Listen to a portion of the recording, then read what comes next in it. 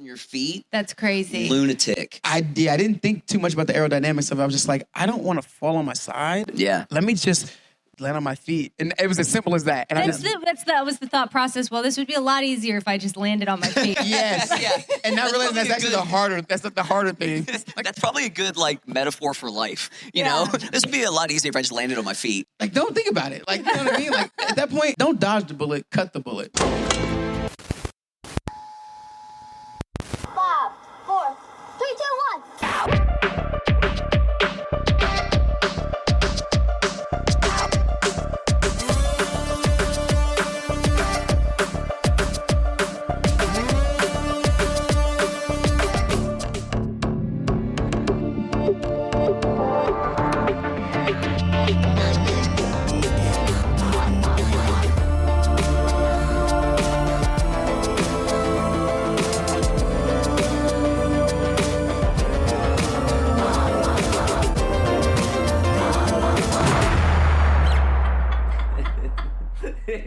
Well, that's over with. She's gotta wet her whistle. Oh, whistle, real quick. Welcome to the Ever Forward Podcast, your friendly backyard hangout by artists, for artists, with art. No farts. I'm your host, Tyler Tackett. Was that good? And I'm Mair Mulroney. You know, I'm usually the one that ends up doing that part. You're good at it. Not nearly as good as you are, honey. That was spectacular. You'd be like a good game show host, I feel like. I hate that you said that to me. No, but like you're good at that. I'm not. I don't know that I would be. I don't know. You know what I'd want to be? I'd want to be the white Steve Harvey, which is something I've always aspired to. That's what I was saying. That's what I was talking about. Yeah, you could easily Steve do Honky. that. Steve Honky. That'd be me. That would be you. Yeah. For sure. Definitely. How you doing, baby girl? I'm so good. I'm wearing my skeleton outfit. You're not dressed up because it's Would that mean you have a bone to pick with me? You're right. No, I hadn't considered that. You're right. Yeah, I do. Okay, so I didn't get to wear this on Saturday because we were supposed to go to a Halloween party, but what happened? Why didn't we go? Why didn't we go? I couldn't find my car. Oh, that's right. Oh, gosh.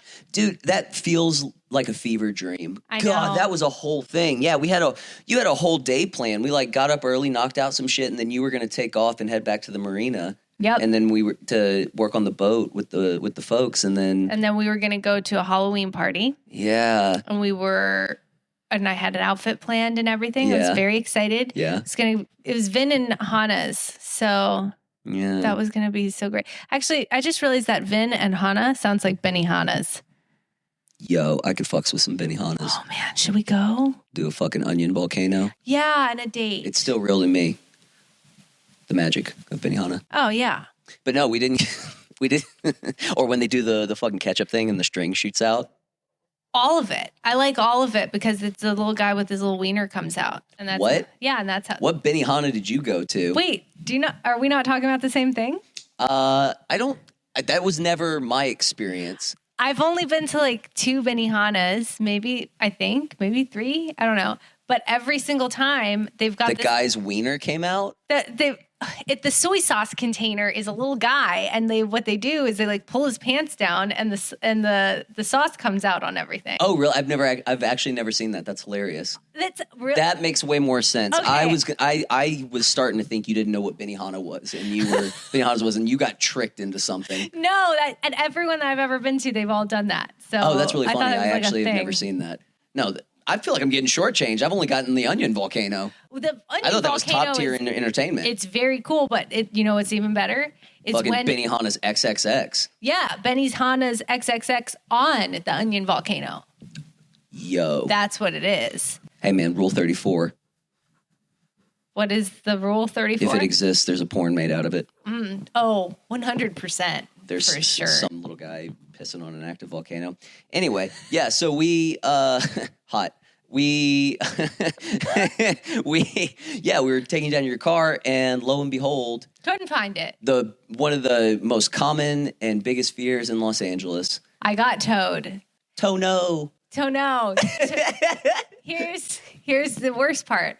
I didn't know when I got towed because I found a great parking spot. Yeah, well, I thought. Yeah. No, I've never gotten towed in your. I've gotten a parking ticket, but like that's it, right? I've never gotten towed in your area. Yeah. So didn't think I was gonna get towed. So I hadn't moved my car in a couple of days, and it got jacked. It got taken to the tow yard. So we got to go on an adventure that day, a very unplanned adventure. Yeah, and it had been there for several days, so the bills racked up. Yeah. And what else? I didn't renew my registration. Well, for like what, a year? That's not expensive. Try like 3. Oh, fucking A. Yeah, dude, that quickly turned into a like $2,000 day, didn't it? Yeah, very quickly. It was, and it's not just like a situation. It was on a Saturday, so DMVs and stuff were closed. Yeah, and I had to. So it wasn't just like, oh, pay to get it out of the lot. No, I had to go to the quote unquote DMV, which wasn't open, to renew my registration because I couldn't do it online because it had been so long since I had renewed it that I wasn't in the system anymore, so it just said I didn't exist. You were living outside the law, off the grid. 100%. Yeah. I was. Except not that off the grid because they found your car. Because they found my car. So first things first, we had to go to the junkyard to go pick it up. Yep. Sweet little, probably so 19, nice. 20-year-old girl. Did I tell you when I went back there to look at the trunk, she asked me if I was an actress? Oh. Yeah. And I told her on my better days. That's a good answer. Did she clock you for Darman? Yeah. Did she ask about it? Yeah, she not about that in particular. She asked how I got into acting and stuff. Oh, God. Yeah, she's maybe very she's sweet. Maybe she's an aspiring actress. Yeah. Who knows? Wouldn't it be funny if like a couple years from now we see her on a big show? It would be. Wouldn't that be great? That'd be all because of that one day at the tow thing. No, so we had to go get the tow. She's sitting there. It's a Saturday. You know, she's probably been yelled at by everybody. Everyone, yeah. And we're, and a little frazzled. Oh, yeah. And like, I can only imagine. I looked at her. I was like, oh, man. She's like, yeah, I recognized you when you came in. And I was like, oh, God, that must have been so terrifying for you. Oh, because you're always such a bitch in those things. Because I'm always such a bitch. And like, of that's all places. So funny. Yeah. Oh, my God. That's hilarious. Well, hey, you got to show someone that you're not actually like that. In a very, like, very high stressful situation. Because we had to go. We went there, and she's like, "Well, I need X, Y, and Z, but DMVs are closed." So she's like, "We can go to this kiosk at the grocery store." We went there. That didn't work. No, that's when we found out it had been out for too long. Yep. So then, what do we have to? Oh, so then we're like panicking. You're such a G for this. You're such a gangster for this move. ChatGPT and Google are a G for this. Yeah, but you thought about it. I was just like, I don't even know how much the registration is going to cost at this point. It's going to cost like $1,000 to get it out of the lot. Keep the car. Yeah. Keep the car. Fuck it. Fuck the car. Keep the car. I'll get a bike. Yeah, no, that's what was going through my head at that point. I don't blame you. I've gotten towed out here before too, and like I've had to make that decision. Like, is it really worth it? But I just paid it off like 5 months ago. Yeah, that sucks. Yeah, that sucks. So we had to go. I found this like hole in the wall like spot that would give you like it would. It was the Better Call Saul of. It was like a DMV. Yeah, that's actually like really good. Yeah, like a strip mall, like a ghetto, dude, like Los Angeles strip mall. We were in the thick of it. We were in the place that you usually drive through fast, very fast. There was literally like we had walked up and we beat I had texted the person or called them or something, and they said they'd be there. So we drove over there, and we get there, and we're looking around like, oh, this is kind of sketch. Okay. So I pull us right up to the door so we can get in and out, no big deal. And no sooner do we step out, do I see, like, these two guys come walking towards us, covered tattoos, and, like... I know, it's like, where's this... Do I have a sweater in the back seat? Let me put on a sweater. Yeah. Real quick. Yeah. I'm showing too much shoulder out here. Yeah. Whew, that'll get you in trouble. Yeah. But they came walking through it. And normally I try not to judge people based on appearance. But this is one of those areas where you're stupid not to judge. Yeah, dude. And they're like walking at us and they walk right past us. Homie's got a butane thing in his back pocket. So they're definitely smoking something. Oh, yeah. And they go like around, like not even around the corner, like 2 doors down from the place that we're at, and they've just like posted up there doing whatever the fuck they're doing on it. Whippets, I believe. Yeah. Yes. To be a teenager again. But then the people showed up, and truthfully, it was like, I guess there's an extra fee that they had to do to like get my registration renewed, but they did it so quickly. Yeah, it took 5 minutes. 5 minutes in and out. I had like my new sticker and everything because we had to go to I was like, all right, so am I going to be getting ripped off here? And she's like, no, you can go to the police station with this, because I had to go to the police station so that they could give me release papers to prove that I had renewed the registration. And then we had to get it back across town over to the impound lot. And mind you, like the clock's ticking because they close, in like 30, 45 minutes or something like that. Yep. All day. It was such a thing. It's a nightmare. I didn't forget about it, but it was such a day that it feels like a dream. I know. And I was like, okay, I could be depressed about this for the rest of the weekend, but I couldn't because Death Battle dropped the very next morning. And I was really thinking that we were going to all be in the marina. You were going to spend the night over there. Yeah, and we would have gone to the Halloween party, gone back to the marina, and then we could have had a watch party at the apartment. Yeah. But that didn't happen. But that's okay. Yeah. It's okay. It's okay. We watched the premiere together. We did watch the premiere together. And if you guys, for some wild reason, are living under a rock and you haven't watched the Death Battle, make sure you bounce over to Death Battle's YouTube channel and get to watch this beautiful young lady here take on the lovely role of Buffy, the Vampire Slayer, and go toe-to-toe with none other than our special guest today. Yeah. As Blade. Yeah. Should we... Fik-Shun Stegall. Dude, this whole time, like I know his like real name, but I've never like said it out loud or heard. Well, his real name is not Fiction. No, I understand that. But I'm saying like I only know him like personally as Fiction, so I've never heard someone say his last name out loud, even though I know his name. So it was just weird. Like, oh yeah, that's right. That he does. It's a pretty dope name, Everything about him's dope. It pisses me off. And also, he's like the best dude ever. He's so nice. Ugh. Yeah. Don't you hate people like that?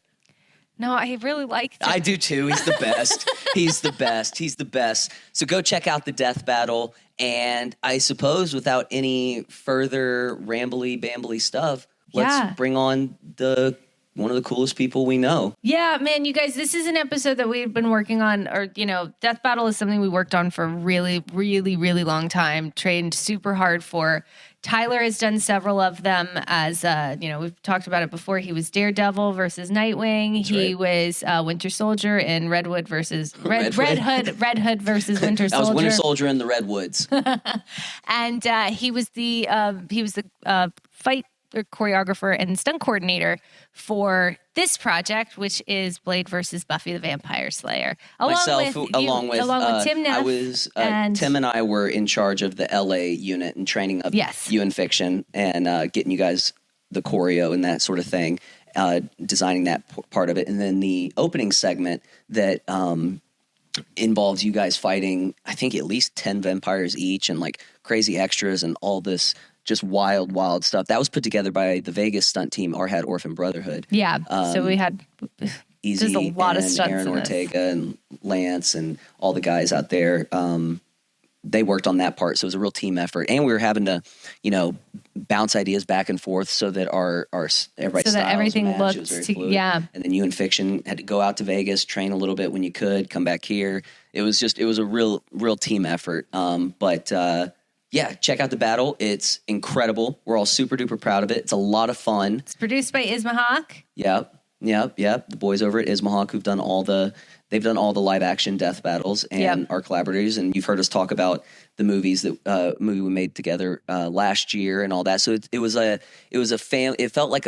of those sets you get on where it really feels like a family. And I know we'll get into it more with our boy when he gets here, but it was one of those dream projects that you get every now and then that reminds you why you do this. From top to the bottom, every department was just firing on all cylinders, and it shows. I mean, we shot the equivalent of a short film in 4 days with intense choreography. I mean, one hell of a short film, like a John Wick short film. I just mean because the last Death Battle, the Red Hood Winter Soldier one that we did. that one was probably, I think that one's about 5 or 6 minutes. And I remember when Danny was, we had our meetings, about the expectations were for this one. We're like, well, we don't want it to be, it seemed like the length of time of Red Hood Winter Soldier, that was like the right length of time. You don't really want to go much longer than that. And then we ended up doing like another 2.5 minutes on this one. I think it's about an 8. Yeah, but there's a lot of story. There's a lot of development on this one. Yeah. Everybody really flexed. Ismahawk got to show their storytelling capabilities on top of their ability to shoot action, and just from top to the bottom. To me, it's one of my favorite projects I've gotten to work on, which most of my favorite projects that I've ever worked on have been with this Ismahawk crew. projects, yeah. Yeah, it's the crew, man. It's the people. And the Death Battle guys are great. We're going to be doing a live stream with them on Friday. That's right. So tune in. Which I think by the time this episode drops, that will be tomorrow. So yeah. All right. Tune in and you get to see all the creative minds behind it. And the Death Battle guys were even able to come out and be a part of this one. Oh, yeah. They all have cameos. It's so great. Yeah. It's so great. DJ Ben for the win, dude. Oh, everybody loves him. Yeah. He's so funny. Yeah. Well, let's bring Fik-Shun on. Yeah, you guys absolutely. are tired of just looking at the two of us. I don't know. I have a really cool outfit today. You do have a really cool outfit today. I think my shirt tied around your waist is what really brings it together, though. 100%. You're adding some grunge, some 90s grunge to the costume. I'm here for it. I had to keep it on brand. You guys, we're about to bring out Fik-Shun. Thank you guys so much for joining us. Is that fact or fiction?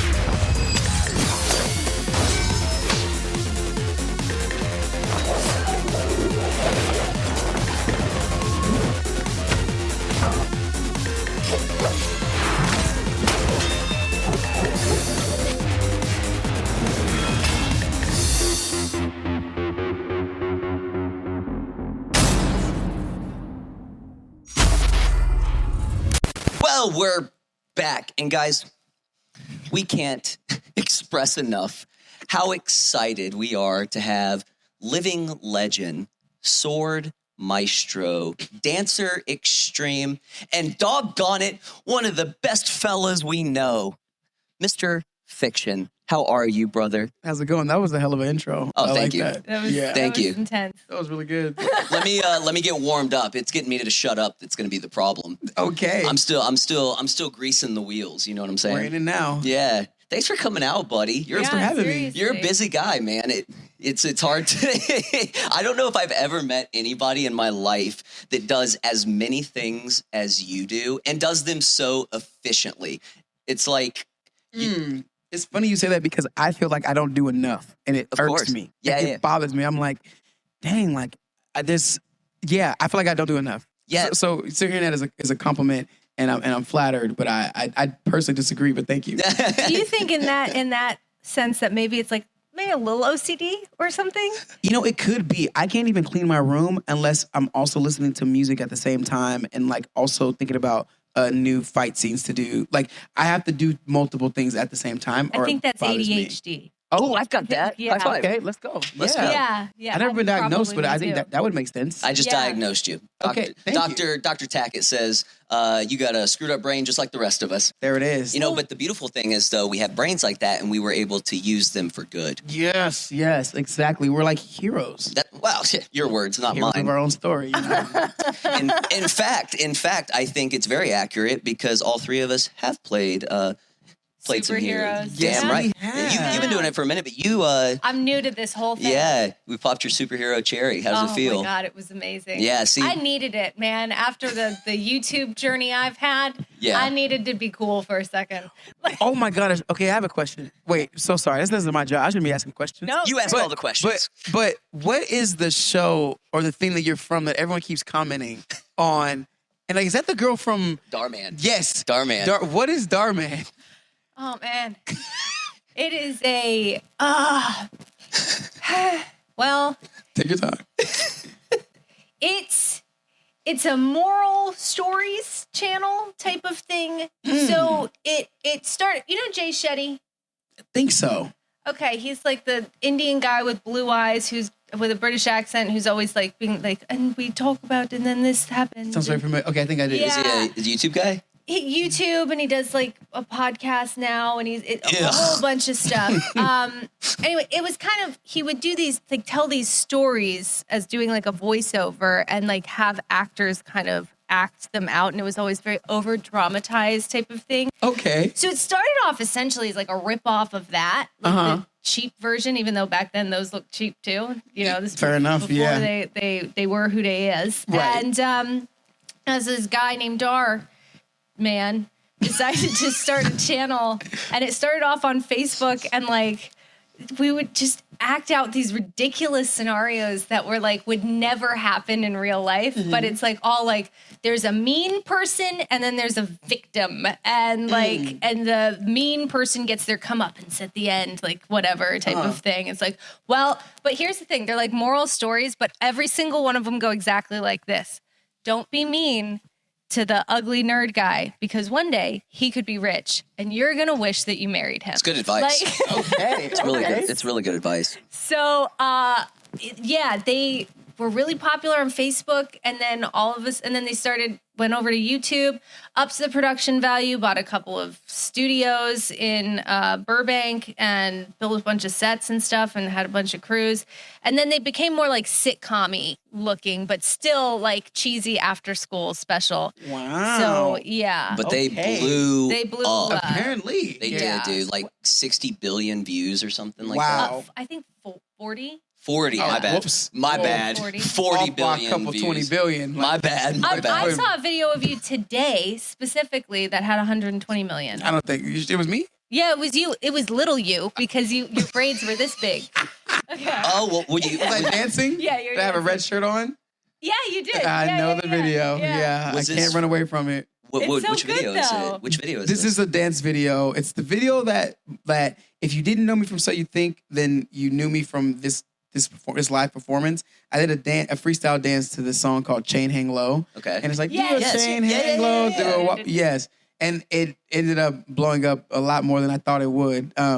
And I remember at the time, so there's these dancers, they're called the Les Twins. Oh, yeah. Didn't The they tour with French- Beyonce and stuff? Yeah. Yes. So they were also doing water dance performances. That's how a lot of us first saw them. And I remember I thought, like, I want to do a water dance performance. And, like, I'm very competitive. So I was like, I just want to get more views than them. That was always my, like, goal, right?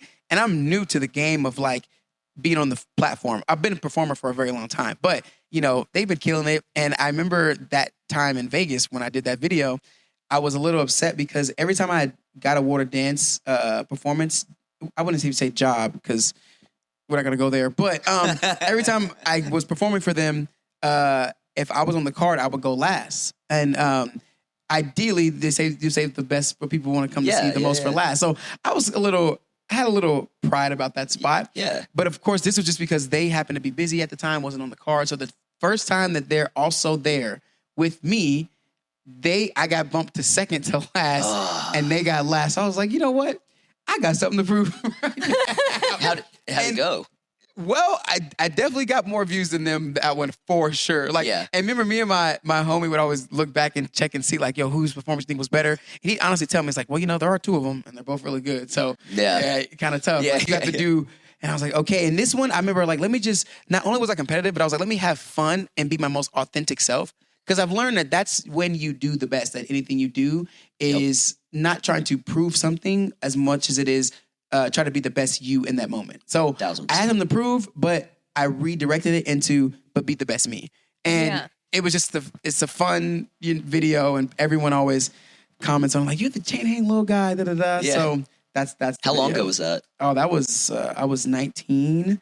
I'm 31. So 12 years ago? Something yeah, like that? yeah. Damn. Everyone wants me to do it Doing again, it. and I'm like, maybe I will. recreate it?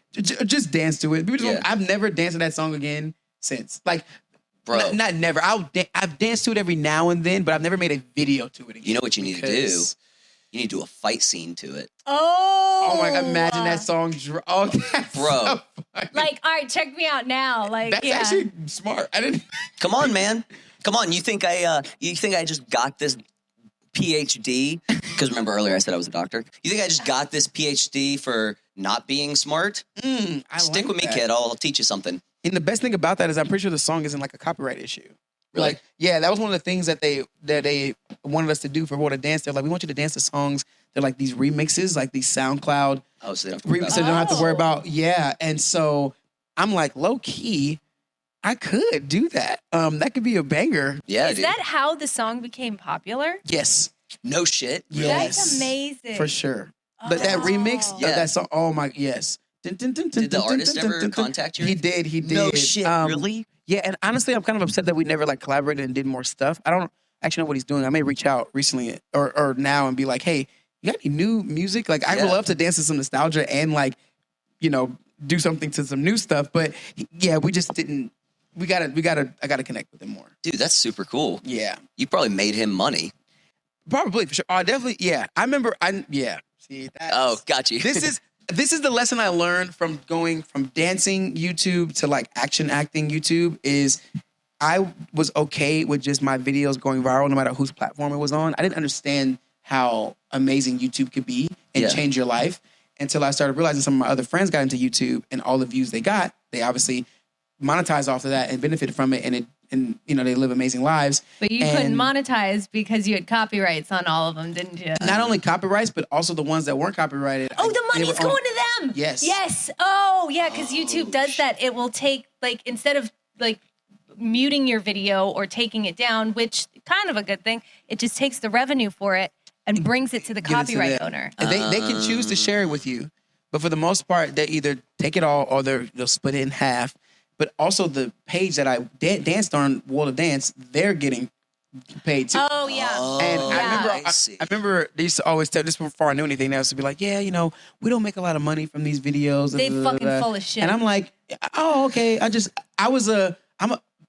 to be more gullible, but it's like, you tell me that something is some way. I'm like, okay, like I'm sorry. 124 million views. Do you know how much money that is? On a song that is not copyright claimed. Like, Do you know? Do some quick YouTube math in your head. Oh man! Well, it depends on how long. It's like a 4-minute video. A 4-minute video. Let's say it's 5,000 per million. yeah. For a video that Dude, short. somebody sent their daughter to college because of And you. now, and oh my god, no, oh my god, no facts. And not only that, you got to think too. Like, if let's say they made no money, like with that, the ticket sales, the VIP tickets. Like, I remember someone finally told me how much those things cost. I don't remember the number specifically, but I knew it was a lot. And like a lot of the times, like we did meet and greets for free. We didn't get paid for meet and greet. Yeah. Like we got paid to come. Oh, I guess technically we did get paid to do meet and greet and perform, but like, you know, what they're making. Not that kind of money. not that kind of money. Yeah, for sure. Especially in how we're bringing it in. Like when I started understanding and doing YouTube over again, I'm like, dang, they really got me. Like all I could do is be like, you hustle me. Good job. I'll never. Kind of the same experience you had. I mean, almost identical, kind of. Yeah, except for, you know, when calling on, like when I said something about it, it was like It became like a thing. That became like a because you thing. spoke up. Right. Yeah. Yeah. I take it as like a hit on the chin. You got me. Lesson learned kind of thing. Yeah. Which, to be fair, you know, I do thank them for the platform they have because it did help my career for sure. Right. I've made money with other jobs. It's just like I wasn't too in the business side and mindset to like make sure I had all my things covered. Yeah. All Yeah. How could you know? You're a kid. You're excited. To be fair, like when you're first starting out, like if they don't know that the video is going to blow up like that because you're not established yet, For sure. then it makes sense for them to just be like whatever and kind of not go through like a whole like, hey, we're going to do this type of a split. This is what are going to be. That's kind of how it. But to be fair, I just won So You Think You Can Dance. Oh, you had. Oh, okay. Never kinda like- mind. This was all at the same time. This was all right back to back. Like, oh, okay. shit. they got me good. I didn't know what came first. That's all I gotta say. So, Got me good. yeah. Oh wait, so I got to get a timeline in my head real quick. Okay, so first things first. Where you're from Vegas originally, right? Kansas. Born in Kansas, moved to Vegas, and then moved to LA. Got you. Okay, so how old were you when you went to Vegas? 12. 12 to 24. Okay. Yeah, so a lot of my important high years. school High school, yes. and shit. Okay. Yes. Okay. And then were you already like dancing or? Yeah, I was dancing back in Kansas. Yeah? Everywhere I went, everything that played music, we went to Disney University, Disneyland, all this stuff. I've been dancing forever. Were you taking classes or where did that come from? Yeah, like how did you get into it? Self-taught. My dad, Really? I was watching dance movies and stuff, and I loved watching Michael Jackson and other like artists who could dance. Yeah. And my dad saw how much I liked it, and then he would do the wave in front of me, and I'd be like, "What? Like, Dad, you can do it too." Like, I was like, "What is this ability, this power that you have? I need it." And I remember I wanted to take class, like, or join a dance crew or something, and my dad was like, "Yeah, we ain't got no money for that, so you just teach yourself." And I was like, "Okay." Like, I didn't even think twice, and I was just in my room. I'd watch and I'd repeat. And my dad, every time I see him do his little wave, I try to like look in the mirror and make it look like how his looks, all good and smooth. And I just didn't stop doing that. What a good dad. Yeah. Also, like, just when you're like young like that, I mean, I don't know. It's so cool to have a parent that encourages that type of thing instead of being like, oh, it's silly. Because then you second guess. And I think like one of the best things about the way that you move is like you don't think. Like you just go. That is true. It's just so natural for you. Yeah, you have to. It's funny how overthinking slows you down. But I learned that in martial arts though. So at the same time I'm dancing, my dad is an actual martial arts, like he's a 7th degree black belt in Taekwondo. So that is what he does. And this discipline I'm getting while doing that, I'm just applying it into all other parts of my life. Because my days always say martial arts is a lifestyle. Yep. Like not just what you train and stuff. Like you train for, to defend yourself and to protect yourself and to be okay in the street, but also your way of life. This also affects all of that too. So the discipline you have when you do stuff, you're going to carry this outside of class, which I've done that. And people always like, oh, your work ethic and this and that. And I'm like, yes. At first I was like, I don't know where I get it from. Because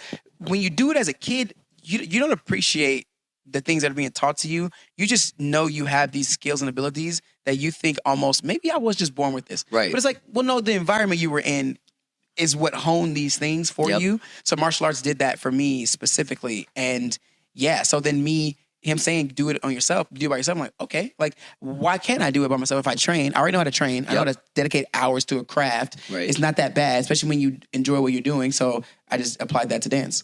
So martial arts and dance kind of coincide. Because I guess I had it in my head. It was like, I thought the timeline was like you dance and then I guess I don't know if we had talked about it. I guess we didn't because I would have known better. But I guess I assumed it was like dance and then you were like, I'm interested in some of the stuff, so I'm gonna try this. And then martial arts came into the picture, but it was both. Yeah, most people think it's that way. But that's just how it's how I shared it. Yeah. Like Publicly. Our one of the big things that my dad taught us in martial arts in our school is that we don't brag and talk about our martial art like that. Like if you ask, we'll tell you we do martial arts, but like we're not like, oh yeah, I'm a black belt in Taekwondo. That's not what it's about. No. Be scared of me. Like that's just not how we carry ourselves. So when no one asked, I never told anyone. And they just know me as the dancing kid and that was fine with me. Like, and I was never worried if someone wanted to pick a fight. I was always like, okay, you want to do this? We can do this. I'm not going to tell you why. This one. You're like, no, I'm going to stay right here, motherfucker. Yeah. And anytime that happened in my conversation, my response was never, I'm a black belt, be careful. I was just like, okay. Like, let's do this. Like, you don't need to know what I know, and it's going to be a shock for you and fun for me. But I carried that throughout my career, too, of, like, just not talking about it unless people asked. Yeah. And then when people saw me do action stuff for the first time, they're like, dude, what? Like, why are you... Where did that come from? Yeah, it was such a... I was like, oh, well, having a background helps a lot. Right. Yeah. But to be able to do it as efficiently as you do, like, that's not somebody...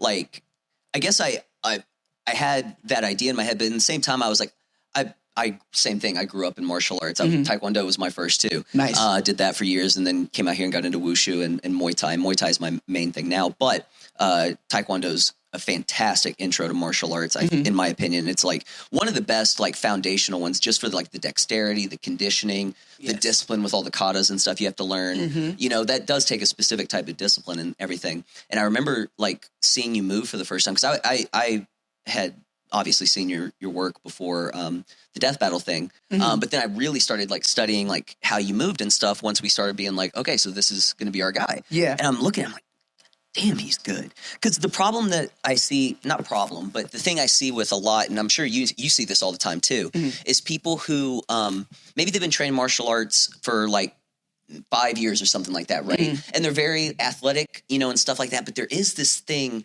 with someone that knows how to like sit into their punches or sit into their things. And sometimes you'll come across newer martial artists that's harder for them to find. Yeah. You know what I mean? But if it's been like ingrained and you've been doing it for a long time, there's just these little nuances in the way someone moves or throws a kick or like just that's something that takes a long time to develop. And you had that. So I remember thinking like, dude, if he just picked this up in the last couple of years, he might be the greatest athlete I've ever seen in my life. I could have ran with that so easily. When I think about it, it's like, yeah, guys, no, I just picked this up. I'm just trying it out, seeing how it goes. I thought this would be a cool career path. Oh man, it would the prodigy like that does it. Oh, okay, I just trained a little bit, and you're moving like this. But you know what I despise about that, and because I've talked to myself about it, like you could get away with this. It's like I think it feeds into what I don't like about when people say, oh, like, because you do this, it's easy. Because you do this, it's easy. Oh. Or like, you just have that thing that this and that. It's like that you're just born with. And I have a firm belief of like, you're not really born with much, but your looks and your height. Like that's all you got. But when it comes to your talent and what you decided to do with your time, that came from you applying something or you applying your time and effort to a skill set that you wanted to do because you loved it. And so when I try to inspire people when they're like, oh, I could never do that. Or there's this thing I want to do that I probably can't do, but you could probably do it. I'm like, well, only difference between me and you doing it is that if I did it, number one, we could both start at zero. Yeah. If I choose to say yes to this thing I'm going to do, I'm going to work hard at it. I'm going to be okay with looking stupid and feeling awkward. I'm going to get past those moments because I know there's greatness to this skill set waiting for me. You, on the other hand, because you're doubting yourself, are going to, when it gets hard, going to complain and say, oh, you can't do it. It's just not for you. Right. That mindset alone is going to stop you from doing it. You can do it. You're just choosing to tell yourself you can't, and you're your worst enemy. You're putting your own, you're putting a ceiling on yourself, you know, before you even try. And I love what you were saying about like what you're born. Like some people, yes, everyone I think is born with some innate, call it talent, right? But there's a difference between talent and skill. Talent you're born with, skill you develop by years and years of hard work. You know, like with you in music, like you were born with, you know, a voice and an ear for music, you know, and you have that talent, but you also put in a gang of work to become the musician you are. If you, from the start, it's a weird thing of like when you can see it in your head, but the talent's not there yet, but you can see that it hasn't been developed, but you can see yourself in these situations or in these places and being like, that's where I belong. That's who I am. I'm not there yet, but I know I will because I see it. Right. Yeah. You know, and it's some call it delusional. I think weak people call it delusion. It's like when people can't comprehend something and they're like, oh, that's crazy. Right. Like, they write it off. Is it crazy or you just can't comprehend it? And so now you have to give yourself justification of why you can't understand it. Yeah, dude. Yeah. Crazy is such a dismissive word. It's such a, I don't understand this, therefore I'm going to deem it crazy, you know, because I don't get it or I can't do it. It's projection of your own insecurities. And what you're saying about like that thing that you're able to see it, you can see it because you're not putting that fucking ceiling on yourself, right? Yes. And maybe, maybe that is the talent part of manifesting and choosing the thing. Because I still think that like, when I think to my early stages of like martial arts and dance, martial arts I chose because I saw my dad doing push-ups and kicking and punching. I thought that was cool. And I started doing push-ups with him. And my dad was like, yep, I'm putting you in class. And then dancing, like no one made me do martial arts and no one made me dance. I chose those things because I wanted to do them.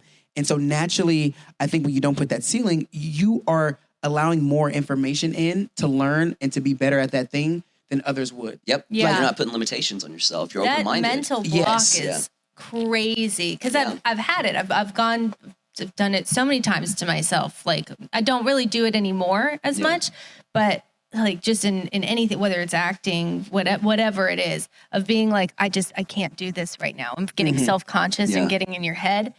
And it literally like shuts your body down. Like you just can't function. It's like a version of fight or flight, maybe, or something. It's it's really wild. Yeah. But like, if you can turn that part of your brain off, Yes. like you can do anything. That is It's crazy. Yeah. that's the key to I tell people that's the key to performing. Yeah. Like if you overload yourself with all the information of all the pressure of if I don't do this right, it's gonna be terrible. Which is why I think everyone should practice performing live, where you can't edit out a mistake and just get used to mastering that pressure, because you got to learn how to take that pressure, you can use it as energy and fuel, and turn off everything else you don't need, and then just live in the moment. Yep. That is my favorite thing about performing, and why I feel like it's a skill I had to learn. I had to master, because I mean, by all means, loving something too much and caring too much, you get nervous, and that slows you down, that tenses your muscles. Yeah. It makes everything, you can't relax when you're nervous. You're obsessing over it almost. Yes. Yeah. Like, oh, one little thing goes wrong, and now,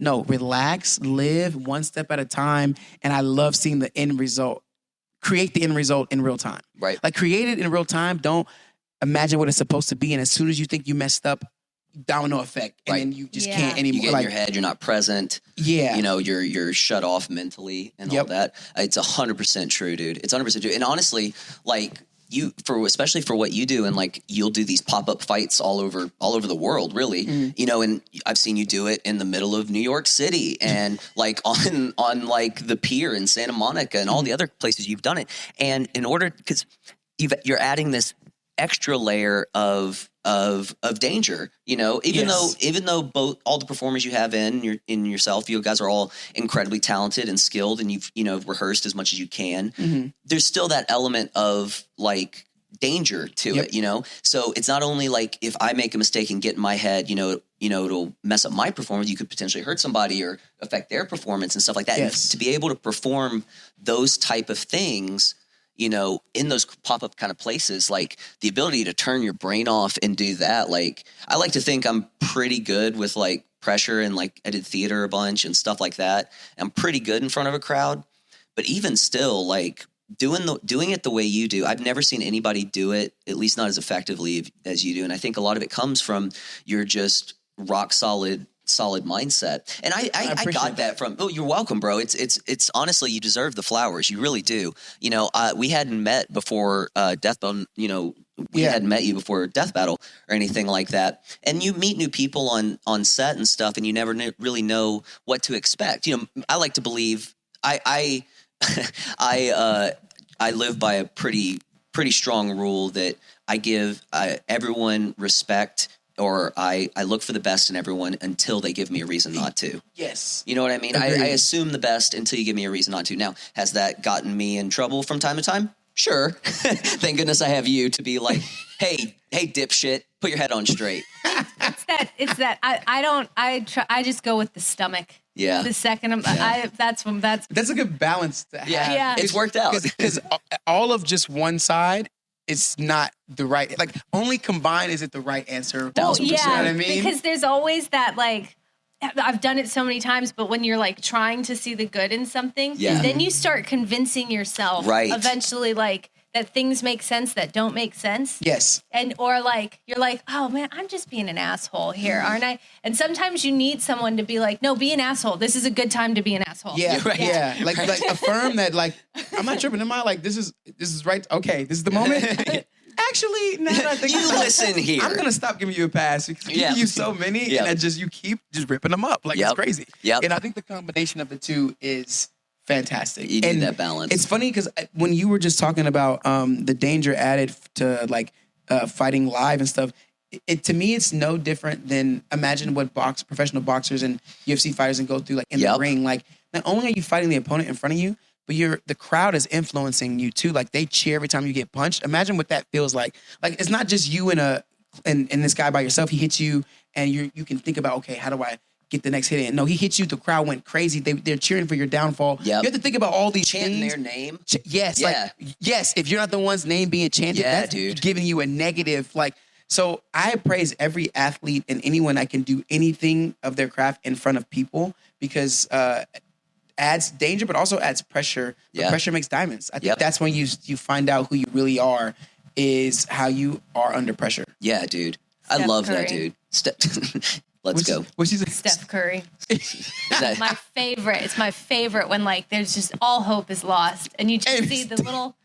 And he's a grown man. I still think of him as a baby. Like just this little guy come out and he's like. It's just here we go. We got this, and guys. he just goes and it's just like, yeah. He's really good under pressure. He's really good under pressure. Man. Under pressure.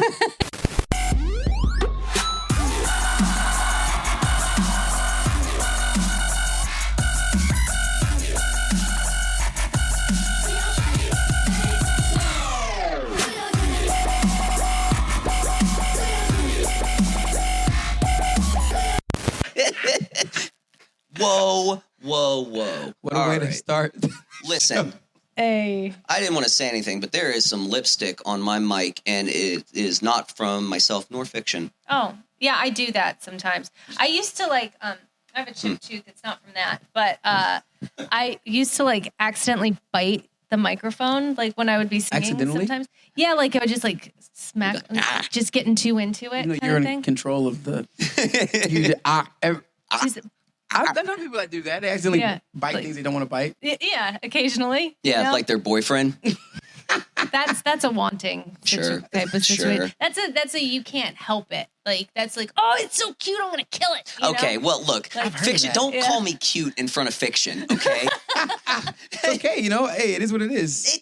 No, I'm big, tough martial artist, action, movie star, stuntman. That's cute. That's Okay, cute. all right, in my own house. In my own house. How dare you guys? How dare you? All right, well, I guess it only makes sense that we jump into what brought us all together. Yes. Yes, what brings everyone together? Death. And battle. And battle. battling. Yeah, that was Death, out. battle. So were you a Death Battle fan before we did? Huge. Yeah. Love-hate relationship because when my favorite characters don't win, I get pissed. But Oh, I, sure. I watch every episode that Same, dude. comes out. I've been watching it since like the olden days, man. That was like one of the first like YouTube shows I would like. I knew the schedule was coming out. Do you know your first one? I'm trying to remember. I want to say it. Honestly, it's probably Goku Versus Superman. Yeah. That one, it was when I was like, what is this page? These matchups? Okay, I'm invested. Yeah. Like, Yep. yeah. Yeah, that was probably the one that first got me, and then I went back and watched all their old stuff, and then been following them ever since. And when I got the call to do the first one with Danny and them, dude, you could have told me that like Scorsese called me. You know what I mean? Yes. Dude, because it was like, I don't know. It felt like, I don't know, like a childhood kind of dream to come true. Yes. And get to do it with like people that you consider friends and stuff like that. It's so great. So when did Danny reach out to you about it? He mentioned it to me. Oh man, I don't know that I'm bad at dates and time. It had to frames, been almost but like a year ago or something. It huh? was. Yeah, Because it's a he while was like, back. hey, there's something in the works. Are you familiar with Death Battle? I'm like, of course. He's like, well, they're thinking about doing Blade versus Buffy. And I told them like, if we're gonna do Blade versus Buffy, I don't want to do it unless I can get Fik-Shun. And I was like, dude, are you kidding me? Like, I was talking up that news to everyone who I could talk about it to Right. on the low.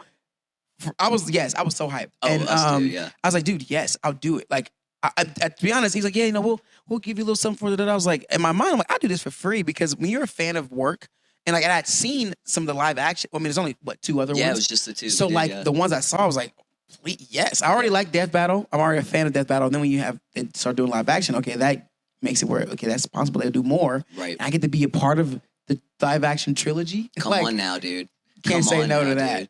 Did you know Danny and Ismahawk? Like, did you guys know each other prior to that, or he just? Yes. So okay, me and Danny and Ismahawk go way back because I got asked to do a I think it was Bat in the Sun or something. Yeah. Is that the name of the project? Bat in the Sun's a different team. Bat in the Sun is. Oh no, I'm lying. It's it was the ones that Danny. Was them it did. the Nightwing? Batman Signal. They wanted to play Oh, that's Signal right. That's for. right. That's right. That's Yes. right. That That's was the right. best. Were you there too? No, I was. Okay. I was gonna jump in, but I had a scheduling conflict and I couldn't make it. But I yes. Okay.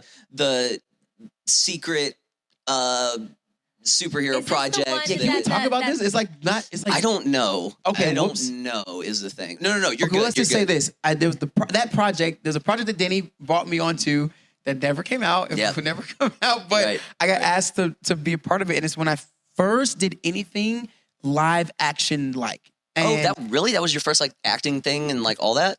not first acting thing, but first like, okay, you're gonna go through the sequence, you're gonna punch these bad guys, you're gonna do a drop kick on this bad guy. Right. I remember Danny being most impressed that like I did the drop kick and I said I didn't want to fall because I didn't know how to wreck. Like, so I was like, what if I just land on my feet? And he's like, can you do that? I was like, sure, I get. Let me try it. And I jump and I double drop kick this guy and I land on my feet. And he goes, yeah, that's cool. That is so hard. I did a drop kick in the death battle we did, and it was everything I could do to get one. I was fighting Tim, who's substantially taller than me. Fair, and the camera was like at like weight. It was like waist up, you know. Yeah. So I had to like get up there, and you're in like all the gear and shit. Yes. You know, I'm in like boots and all the pants and stuff, and I'm like. I got it up there, and we did quite a few takes, but I remember the struggle of just getting up high enough to do it. So be able to do it, plant, hit, and then land on your feet. That's crazy. Lunatic. I didn't think too much about the aerodynamics of it. I was just like, I don't want to fall on my side. Yeah. Let me just land on my feet. And it was as simple as that. And That was the thought process. Well, this would be a lot easier if I just landed on my feet. Yes. Yeah. And not realizing that's actually the harder thing. Like, That's probably a good like metaphor for life. You Yeah. know, this would be a lot easier if I just landed on my feet. like, don't think about it. Like, you know what I mean? Like, at that point, it'd be a lot easier if we could just teleport. Dude, Gone. that would be Yeah, that should yeah. be like a quote of yours in like a book or on your headstone or something like it. Get some stickers. Yeah, get some stickers. Fiction says, don't think about it. Just land on your feet. Yeah, don't dodge the bullet, cut the bullet.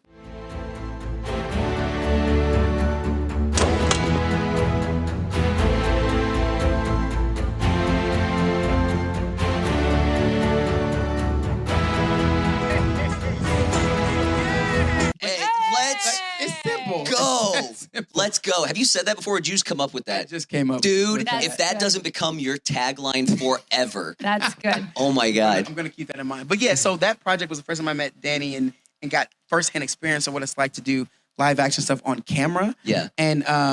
And again, the project never came out, but I enjoyed it. And I told Danny, if there ever was another thing that you guys want to do, please let me know. And we filmed some other short stuff that I think we're still editing and working on because Danny's been busy. But yeah, the Death Battle call, I was like, dude, yes, I'm so down. And and sure enough, it came to be, and that's how we all met and stuff. But yeah, it was so cool. Oh, dude, I had forgot until you said it. I remember watching. I know the project you're talking about. Is this the one that I'm not going to say the name? Is Yeah. this the one that the Wing Chun segment? Yes. Was like, okay. Yes. Was very much inspired by. Yes. Okay. The segment with Yoshi and Tim doing the Wing Yes. Chun. Yoshi, yes. We were like, Danny was adamant. He loves that piece, and he was like, we got to get something like that in the Death Battle fight. Yeah. Which is why we were working so hard to get that in there. Love it. But I remember, now that you've said it, it just jogged my memory. I remember watching the cut of that, and I had seen your stuff before, but I guess I just didn't put two and two together. And he showed me, and I remember, like, I knew everyone else, you know, Gemma and Yoshi and Tim, obviously. Peter. Yeah, Peter. Peter and I had just worked together. I knew all those guys, and I remember being like, dude, this guy right here, speaking of you, I was like, he is a fucking standout. And it wasn't just your physical capabilities. I mean, that was obviously impressive, but like Danny told me, he's like, you know, he's like relatively new to like acting and stuff like that. Like, and I was like, shut the fuck up. Are you serious? Because like you again, like it comes through in your music or in your dance, it comes through in your choreo and your any of your performances, but you have so much natural like charisma and things like that. And that's what you need. I think it's Riz. Riz. And Aura. Do they say that now? That's I what the guess. kids say. Riz and Aura. Oh, he got Aura. Blade got Aura. I got Blade do got aura. oh yeah, that's true. The aura farming is insane. Oh, I'm like, dude, especially in that opening bit. But so I know that's fiction story, but you weren't really super familiar with Death Battle when they approached you, because you and I were working on Placid Park last year. We were doing the feature that we were shooting with Ismahawk. Yeah. So And that's when I think they were kind of finalizing the idea that it was going to happen.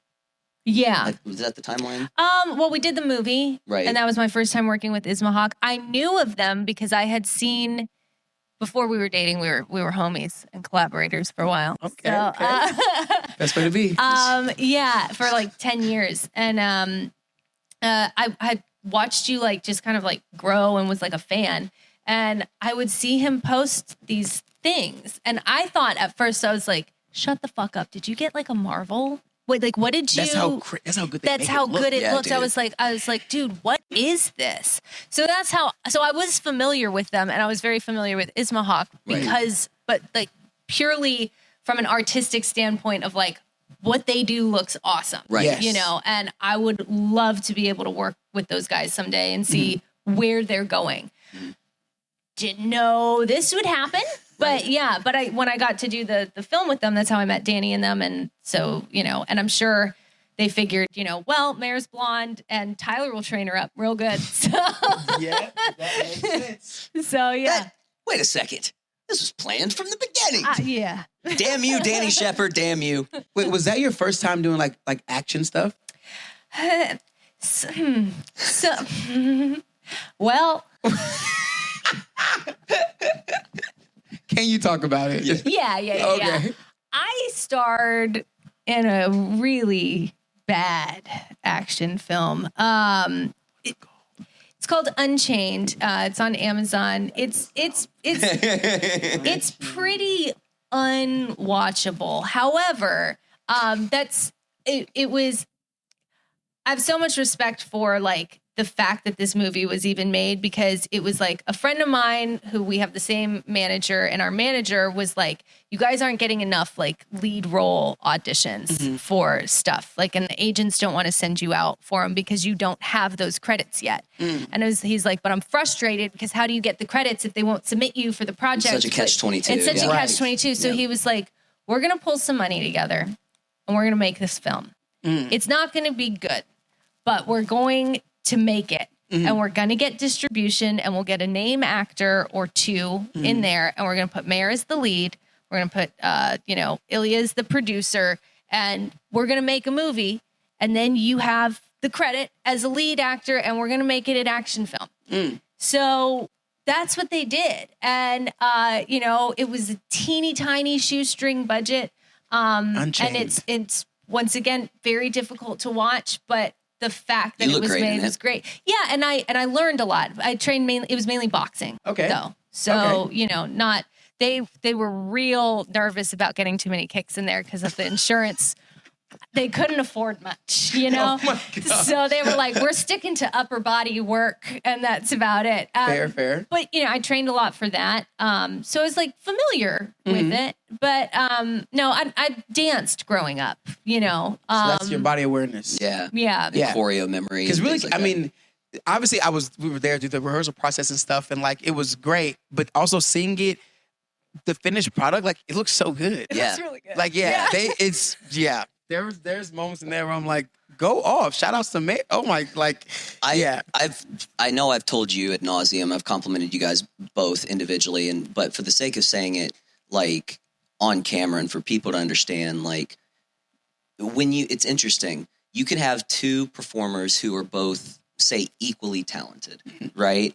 And can both be working really hard and may even like each other and are like, anything, but still there's something in choreo, whether it's dance, I would assume, but I know specifically in fight choreo, like being able to move with your partner, even if your partner is like your opponent in the story or whatever, there has to be this fluidity and this comfortability and this trust. Yes. Otherwise, it looks as awkward on camera as when two actors don't have chemistry and they're doing dialogue. It's all storytelling. Yes. And you both moved so well together, and it's kudos to both of you in very different ways. For you, you had such a huge task in front of you, and I know a lot of this because I was with you, every day, and we were training together every day for like 8 months, dude. She did like 6 months of Muay Thai, and then months and months of training and design. Oh. Also, too, like kind of helping me design a lot of the choreo. Poor thing. I had to be like, hey, I got an idea. Can you come here real quick? Okay. What do you want me to do? Yeah, basically our date nights became like us like sparring,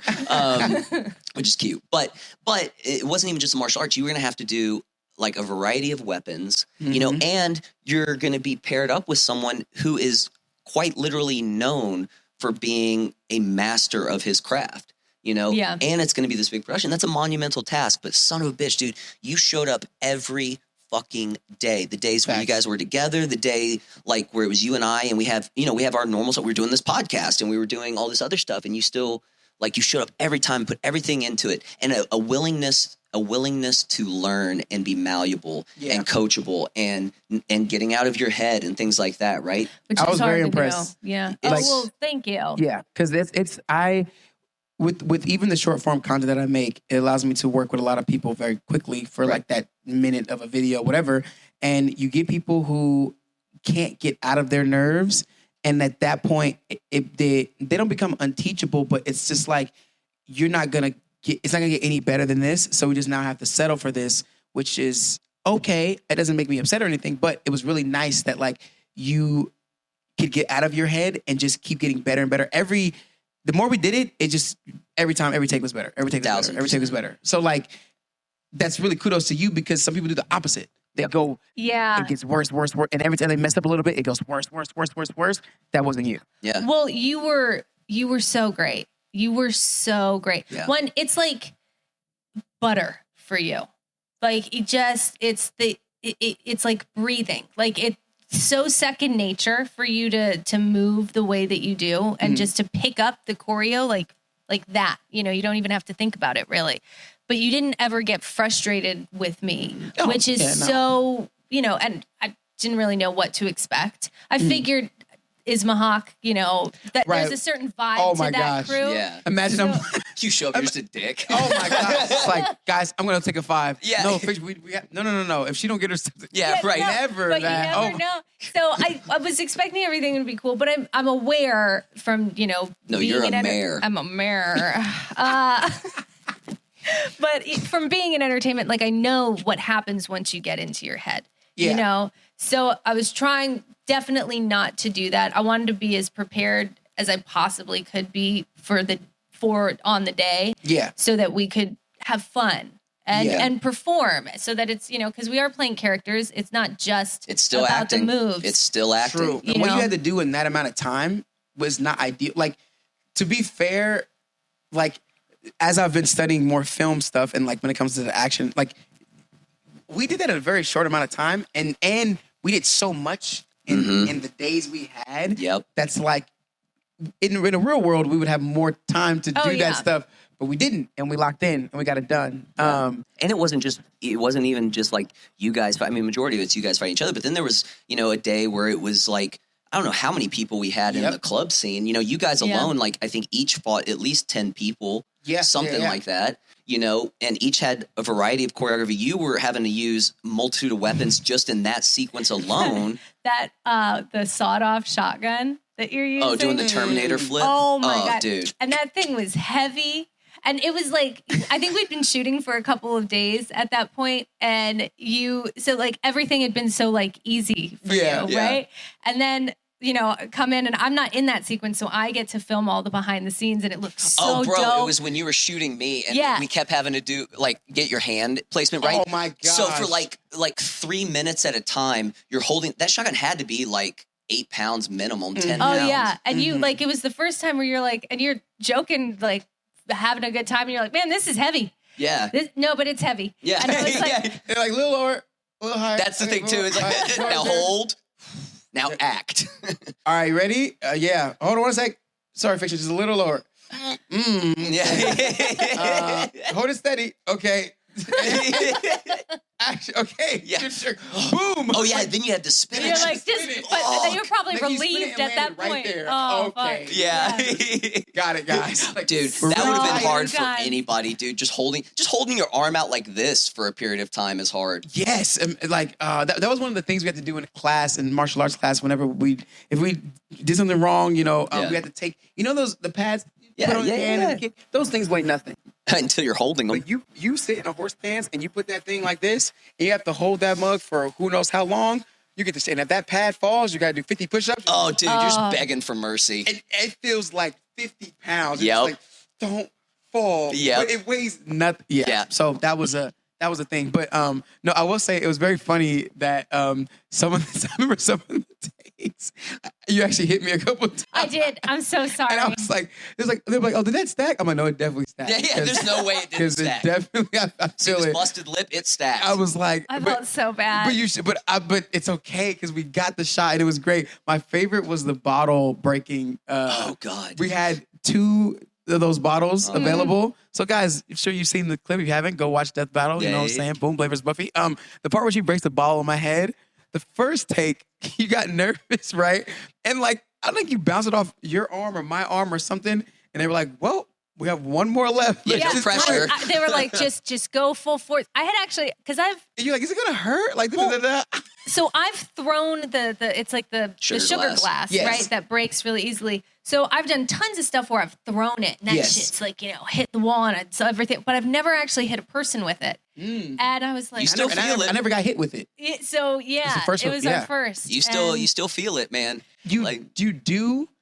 You do, and it's funny. They were telling me, but they were like, it was you, and so they were like, just go for the side of your head, and like it'll be less better that way. I remember I kept thinking in my head like, nah, I'm gonna take it to the face, like, and I did. You did like a champ, and I'm happy you just.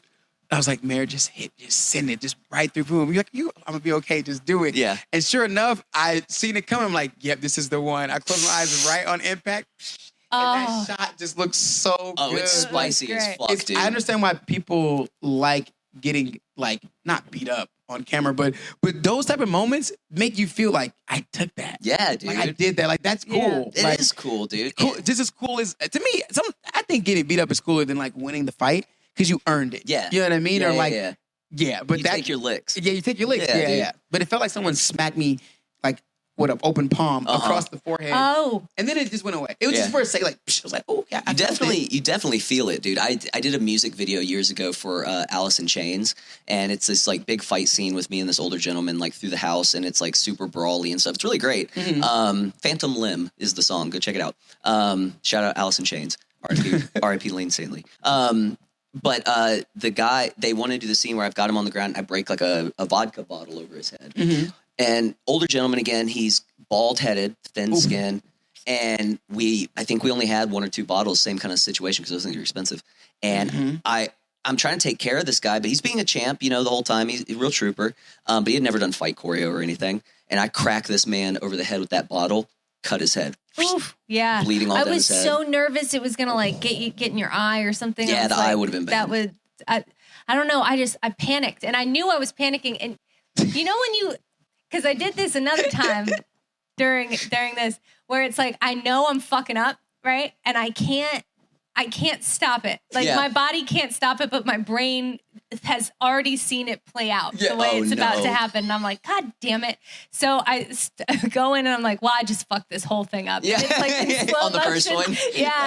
And then I don't know. I broke it on myself. I don't know how that happened. They're like, okay, Mair. Yeah. All right. And then there was this other time where we were I was coming into you with the axe, right? And you are coming down and I'm supposed to like move it like this block it and block you. And you're coming, and this is how freaking good you are, right? And how aware you are of everything. I'm supposed to move my hands so that there's a free space for you to smash it, right? Smash the axe. The Slayer, it's an axe. And there's been comments about it. You come down and I moved my hand into the wrong spot. And I just accepted my fate in that moment. And I was like, now I have 9 fingers. I was like, well, yeah, I'm about to lose a finger. This just happened. All right, well, the rest of the shoot's going to... I thought all of these things before I could... Like everything slows down. Yeah. Before I could even move my hand. And then I was like, well, what if he saw it and he's going to move? I'm just going to stay here. Because like, what if he moves and then I move and then now it's a nightmare. And you got like a fraction from it and you saw pulled your blade back and you were like, whoo! And I was like, oh my God, he's good. He's so good. That was like the last day. What do you mean that's when you found out he was good? I knew, but it was just... That was the stamp of approval. It's like, oh, he's good. But that was like but in this moment, we don't see, no one saw this coming. And unless she accepted the fate. Yeah. That's so funny. One of the biggest things that and you said this earlier, it's you have to have you're with your partner, like it's your partner. Yeah. Even though you're enemies in the fight or whatever it is, but It's your like dance partner, man. you're not trying to actually hurt them. You're acting, right? So you need to act like you want to hurt them, but don't actually want to hurt them. And one of the biggest things is that type of safety. And luckily, doing a lot of sword fights, practically, me and my friend Toru and all that stuff, you have to be aware of that. You can tell when someone's not about to dodge. Yeah. You maybe pull back, maybe change the angle a little bit, and like you just have to have that awareness. And I'm not here to hurt you. You know what I'm saying? We're never here to hurt the other person.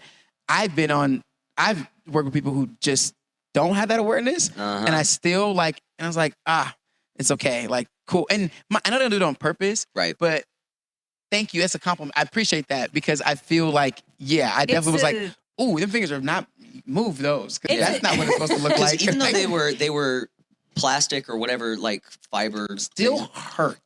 And sharp. And that was kind of, I mean, they weren't sharp, but they were sharp enough that coming down with some force behind it, it's gonna fuck you up. Yeah.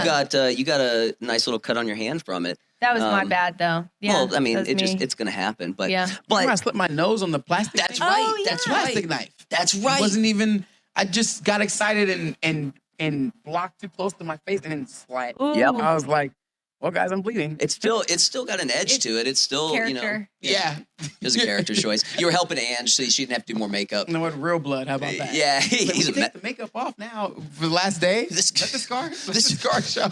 This Fik-Shun guy's a method actor. He's getting really. I saw him biting someone in the back alley. I didn't want to say anything. I didn't want to mess up his process. Beat me up. Come on. He was just fighting people You in don't Vegas. got it. He was on the strip fighting people. We're like, hey, Fik-Shun. Speaking of which, okay, every night I was exhausted after we filmed all day long. After, I wanted to go back to, because we were staying in an Airbnb together. Yeah. I wanted to go back and take a bath.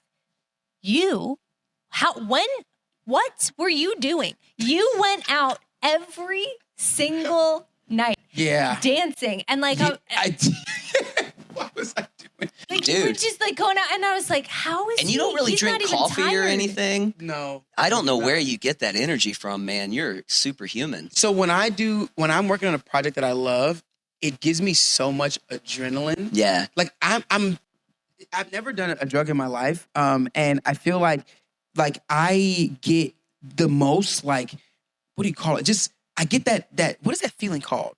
Not just adrenaline, but it feels like I'm high. Yeah. I feel like if this is what being high must be like, because and it only comes from when I do something that I love. When I'm every day, I felt so accomplished that we made it through the day, and working with everybody, it was so smooth. Whatever challenge we had, we overcame it by working together. And I just kept thinking after every shoot, this is gonna be so dope. So much that I couldn't stop thinking about it. Mm-hmm. So I would go out sleep. And I couldn't sleep. So I danced until I was tired, and then now I want to sleep. I ate some Raisin Canes and then go to sleep and then come back. A 12-hour day. You'd come home, you'd munch, you'd be like, all right, and then you'd show up right on time, ready to kick ass, and you'd suit up. Be there the whole day. Yep. Yeah. We were pulling 16 hours on a couple of those days because we only had 4 days total to shoot it. Yeah. You know, but honestly, dude, it just further I know I was giving you your flowers about going into this, but I wanted to say too, you came into this, knowing you now and knowing you, what a great dude you are and your outlook on all this, makes perfect sense. But you never know who you're coming in with. And I'm like, oh man, I hope he's, patient with Mair and stuff like that. I knew you were picking up fast, but you never know. You're incredibly skilled. And you were so great from the moment you showed up. You were asking the right questions about the choreo. You had amazing input on the choreo. You took care of each other so well. I'm glad you brought up the sword thing, because if you didn't, I was going to, because I remember I was standing over in Video Village on that take, and I could see it coming down, and I was like, oh, fuck. And you caught it. And I remember standing there and just being like, God damn it, he's great, dude. He is taking such good care. That's when you realized the last day. Yeah, I was really on the fence. Yeah. Hey, that's okay. You're like, well, he's all right, but this last day's gonna really show. Yeah, right. But it's that final moment, though. Yeah, bro. Look, I've tasted my own medicine, and it is bitter. No, man, but to be to be as talented as you are and as hardworking as you are, and the bar you set for yourself in like what you do, and to still be so gracious with like your time and the effort you're putting into making sure that everyone around you shines. Like it was really, really like just beautiful to see. And because you guys had that rapport with each other, it shows on screen. Like, like there's so much like chemistry. Now, granted, like obviously, yes, you're trying to fight each other, but again, that way you guys moved with each other, and there were times where like you guys would get like, I won't say like stuck on a move because you guys didn't really get stuck. I would get a little bit stuck. There was times where I did. We were doing crazy camera movements too. So when it comes to choreo, stacking is such a big deal, and when the camera's moving certain ways and you're doing like stuff like it, just a lot of times changes on the day. Yeah. And the way that you guys were able to work together and just be like, hey, what if I do it this way? And you were like, well, what if I do it this way? And you're like, cool. And you would give advice, be like, okay, so if you're going to do it that way, like if I couldn't get over there to like help out or anything, like, or even if I got over there, like you were already on it. Like you already knew exactly what needed to happen. And I was like, fuck yeah, dude, this guy knows exactly what he's doing. And I completely trust him with Mair. Like it was just so, it's rare that I'm like, just cause I don't stunt coordinate a ton. But it's rare that I'm sitting back and not like, oh God, I wish I was in there and stuff like that. But it was such a pleasure to like sit back and watch you guys like work together. And I could go on for hours and hours and hours. And I think that's why the fight looks as great as it does, because the fact that you guys were able to accomplish what you guys did in that time, dude, that's unheard of, man. We shot this in 4 days, one of those days being specifically that crowd stuff. So there was none of the stuff with you guys. Yep. And like, we're all super busy. So we only got a handful of training sessions in together between all the stuff we're all doing, and getting to train with the guys, the RHAT team that designed all that opening choreo with all those fights. Like you guys only got to train with them, 2 weekends or 2 days. 2 days, yeah. Maybe 3 days. Yeah, maybe in total 3 days. Yeah, which is not what would normally happen on a and you're doing things like suplexing somebody for the first time. Oh my Shout out to Aaron Ortega from RHAT for taking it like a champ, dude. Go right there. We said full send. We only get one table. Let's drop this thing. Dude. Bam. Like it was really impressive. Like it was so inspiring just to sit back and watch everybody work together. It was very, very cool. I will say what I said to Danny. I try not to cry then. I'm gonna try not to cry now. But like it was. I told him, I was like, you don't understand how much this work through the last 4 days has what it's meant to me, like how good I feel about this, because I think, oh my gosh. Yeah. I loved being around a group of people, whether it was the person behind the camera, it was Danny, it was you, it was her, it was everybody involved. We all just wanted it to be the best project it could be, and we all worked for that, and we all accomplished that through whatever, if we were behind schedule, whatever didn't work, we made something, and that type of stuff isn't common. No. Like there's a lot of good projects that have come out of some rough, shoot days, which is, it happens more times than not, but like for it to be that type of energy the whole time, never once I hear anyone shout at anyone, never once. Nope. If there was a problem, there was no blame on the problem. It was everyone wanted to help. What was the solution? Everyone wanted to help be the solution. Yep. That, I think, sets such a big difference in, like, the energy. And I just told him, I was like, that's why I could work for 12 hours, 16 hours, however long the day was, I'm sold. Because I know that we all want to be here. I can never be the person to be like, yeah, I'm too tired. We're all tired. No, but everyone in every position is tired. Yeah, but nobody's complaining either. Exactly, which is very rare. And in fact, everybody was laughing and smiling 99.9% of the time. Everybody was joking, even at hour 15 or 16. Even Danny, who's got the weight of the world on his shoulders, or Jer, who's trying to run a camera department and multiple cameras, and like Ange and like the whole team, Misty, everybody like. They have all this pressure on them, and the money and the hours and like all of it's stacking up. And even then, dude, like nothing, no frustration. Just what's the issue? Cool. How do we get through it? Yes. We don't have problems. We have solutions, kind of thing. Yeah, and all the people coming into set too, like just to be a part of it and being like, how can we help? Like even who weren't like part of like the official crew, but like was there to visit or like had known somebody from or something. doing a cameo appearance, like, for the death battle fight and stuff they're like that. No, it's like, okay, well, I finished my part, but do you guys need help with anything? Yeah. Like, I'll stay. It was more of an issue telling people like, hey, you gotta kick rocks. Yeah. It was like, harder to get people to leave. Too much help. We got Yeah. in the way now. You're too helpful. Go on the strip. We'll It's catch such a better thing to have to say. Right. Like you're too helpful versus, man, it'd be so nice to have more. Like, you don't need to ask for more. It's always better to ask for less than to ask for more. Yeah. All right, no less, that's less. Because now you have it. Yeah. We have that energy. We have but no, we don't need it. Crazy. Yeah. That's What nice to a say. concept on a film set, dude.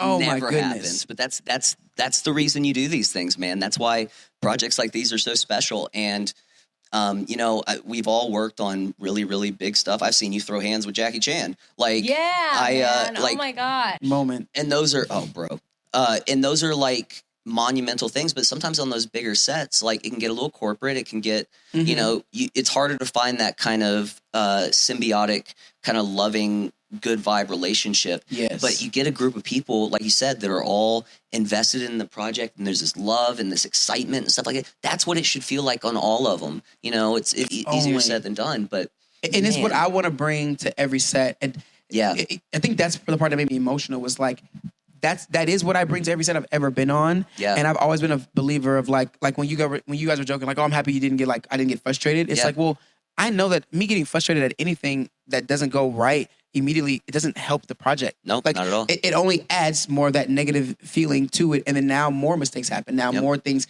And I've seen that happen on so many sets. So like when I'm like, no, I'm want to be the easiest to work with. I want to help provide solutions. If there's a problem and you're like, yo, I'll solve it. Yeah. Let me move out the way.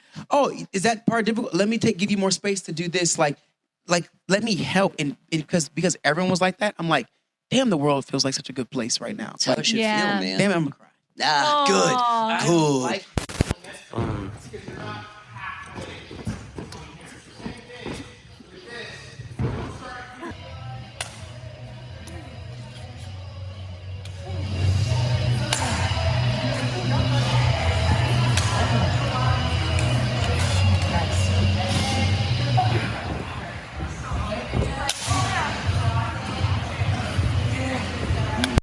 Okay, so I needed this project like really bad. I for my soul and like for myself as an artist. I've been stuck in this. I've done so many cool projects that I feel like that nobody will ever see or nobody has ever seen. And I'm grateful for the projects that like I've gotten to build a fan base or like people will recognize me from. I'm very grateful for that. But you get put in this type of box, and I just get so used to working with a certain type of person that it's just like disheartening. And it's like, is this all I am? Like, is this what I came here for? And I don't know. So it's project like this. Doing the death battle was like, no, man, I can be a freaking action star. Like, what are you talking about, Mair? Like, this is what you came here for. This is what you left everything for. This is why you did this. Is so you could level up, not settle. And I needed it just for my soul. And you had said something on our last day when like we were all leaving. I think we were leaving the Airbnb, and you're like, look, man, like I needed this. And where did that come from for you? Ooh, for me, that came from, oh man, there's a very personal answer. Then there's like I can generalize it. So, cause I don't like putting people down or like making it seem like so I was in a situation where I was in a time where I didn't feel appreciated for the person I was. And nothing validates you more to the point where I start to question like, dang, like, am I a loser? Am I like all these things that these people say that I am? Am I selfish? Am I all these bad things? And nothing can validate that more for me than working on a project where if I was all those things, it would not have worked as smoothly as it did. Yeah. And it wasn't hard to do. Like, it wasn't hard to be myself. I was just being myself on set. And then in return, everyone else who we all thought the same, and I think we are the same as far as like when it comes to working towards the goal. We all were that. We all were selfless, and we all were caring about each other, looking out for each other, wanting the best shots for each other, wanting everyone to look good. And I just thought to myself, like, thank you, thank you, God, and thank you for you guys for the situation, for me doing this in this timing. Because and sometimes you get a little delulu, and when it's just you and the voices in your head, negative voices telling you that maybe you are those bad things, what do you have to show for that? Like, how do you fight that? And for me, that was that project. That was Death Battle. It was kind like of showed up at the right time. At the perfect time. And I was just like, dang, this was amazing. Like, now I'm reaffirmed. Now if I hear that again, I'm good for the next, who knows? Because you go through waves, right? Yeah. Like, I'm like, this is, I'm not that. It like gave you a chance. It like reminded you who you are. Yeah, very much so. Yeah. Did you feel that too? Oh yeah. Yeah, because like it's one of those things where like you see the vision of who you are, even though you might not be specifically in that spot yet, but you've seen it in your mind. Like you know who you are. But life circumstances and situations, and also like the more you've lived, the more like, it's easy when you're 18, if someone calls you a loser, you're just like, well, I haven't even lived yet. Like, you just watch me. Yes. You just watch me. Right. And then, things happen. You're like, man, okay, so I'm here, or I'm this, or like, and I've done this, which is really cool. But like, Ooh, that's like, true. It is harder when you get older. yeah, because you're like, oh man, but that's because it's the ebbs and flows of life. And you don't think about that when you're younger and you have your life plan. You just think it's all going to be great. Ignorance is bliss. You don't know. You haven't even been through it yet. Yeah. The perspective. You'll have those moments that are phenomenal and they're great. And then you go down and then you're up again and up and down. And that's just life. Yep. But when you've had so many divots on the journey, and you're also doing something that a lot of people would consider very cool, and you're like, but I see the reality of it every day. And you're like, what am I? Like, what is, like, who am I? Yeah. Well, like, also, it's not for nothing. Add on top of that thing that we all go through, like, the business that we're in is so like comparison driven a lot of times. I mean, in a perfect world, it shouldn't be, but it is. And we live in LA. We live in Hollywood. And, we're around this. There's this competitive energy in the air. And even if you're not like a super competitive person, you're here long enough, like it kind of bleeds into you. Well, he said he's very competitive. You're right at home. Yes, I was more toxically competitive younger. Now I'm more healthy. Competitive with yourself. Yes, I understand to have healthy competition. Right. Because I don't think competition is necessarily a bad thing, and I think more people should have more of a competitive mindset when it comes to having to bounce off of something. I feel like that's like when they put like two actors, really good actors, on camera, and they're both going off script with each other, and it makes like some of the most iconic moments we've ever seen. It's like that's that competitiveness of like one-upping each other in character. But if they didn't have that, you would just let the other one. You know what I mean? Like it makes it a healthy amount of it. I think is good. I think it is. The problem you run into out here is like it's like a step on somebody to like make yourself better kind of thing. Yes. And like maybe competitive is not the word, but like this like it's not comparison. Yes, thing. It's comparison and wanting like, okay, if you're up here, that means I'm down here. So, which is not true. Like you should want to see people in your field succeeding around you. That means that you're all doing the right thing. You don't want to be the most talented, the smartest, or like the best looking. You don't want to be that person in the group. Trust me, I know. No, you speak from experience here. Stupid. Trust me. You know how hard it is to be the smartest person in the room, the most talented person in the room. I mean, no. Oh my goodness, stupid. So stupid. But that's facts. It's the art of not stepping down on someone to then put yourself up. Like you should want to step up because of a more healthy fire than let me chop the legs of this person and then show that I'm better. Yeah, because you didn't really grow in that instance, right? Exactly. You just knocked someone down, Oh, that's Come on now. Come you on chop now. someone down, you don't really grow. No, you are a tree with an axe that is not growing. Yeah, that you're just there. You're stagnant. You're not growing. You're not getting any kind of nutrients for your soul to promote that growth. I love that. Yeah, well, When you chop someone down, you're not growing. That's deep. Yep. Oh my gosh. Yep. Quote that. Yeah, come on. We're dropping science on the F4 podcast. Get on a t-shirt. Yeah. Make sure you subscribe. Please. Remember, if you subscribe, you get a special link to our OnlyFans. We don't have an OnlyFans. We don't have an We don't have OnlyFans. OnlyFans. But subscribe anyway. Hey, I support the hustle, whatever you do. But yeah, that is so. Oh, that's so true. I've never. Well, think of it. It's like rising tides raise all ships, right? Like Yes. if we're all boats on the water and the tide raises, we're all going up. You know, and people lose. I don't want to say people lose sight. Well, maybe they do. Honestly, sometimes out here, and this is a generalization. It's not everybody because we've been fortunate to work with a lot of great people, but there is this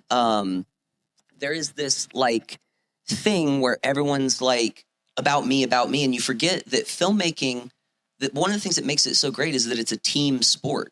Yes. You know, like if one person in their department's off, it'll fuck the whole project, man. Like if you guys, like fucked up the choreo or didn't give a shit about the choreo, or if like, if Danny came in a sour mood, or if like, even if like the catering's off, or like everybody's got to be firing on all cylinders, and you should want to help people fire on all, because we're all in this together. Yep. And that's the coolest part of like filmmaking and creating things like this, is that you get to do it together. I think so. Yeah, dude, I do too. Some people lose sight of that, I think, though. They do. Again, I think I've accumulated a lot of people. Some people in the professional space would call this not real experience, but anytime you take working with someone and don't just write it off, like every person I've worked with on smaller things, like again, even if it's just an Instagram reel, every experience I've absorbed that and know what I like about it and what I don't like about it and what I want to be more of and what I want to provide more of to help the space be better. Yeah. And like, I feel like because I took every single one of those scenarios seriously, it helps when projects like this come up, and it's like, again, coming in with that headspace, and then, everyone else is bouncing off it. We're all bouncing off each other with that same headspace. There's no way this can fail. Right. Like at that point, you literally have a project that can't fail. And I just think that the result proved it. So what do you do? Like, we spent a good portion of this episode talking about like, both of you guys were kind of it's interesting. You guys both ended up saying a lot of the same things, which was like talking about getting out of your own way and, trusting your abilities and your instincts and staying out of your head, spending more time in your heart and that sort of stuff.